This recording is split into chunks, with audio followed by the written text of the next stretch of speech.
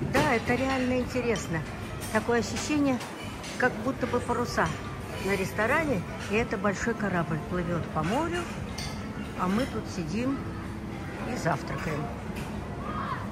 К вечеру, конечно, все эти шторы поднимут, и все будет по-другому. Вот. Конец завтрака. Кто успел, тот и съел. Такие вот дела. Сейчас пройдусь на выход. Ну, заодно захвачу тут всякие... Вон, десертики, я их уже снимала вчера. Поэтому это просто так, по ходу дела. Пока. Тут хлебушек. Это я все уже вчера показывала. И микроволновка для желающих.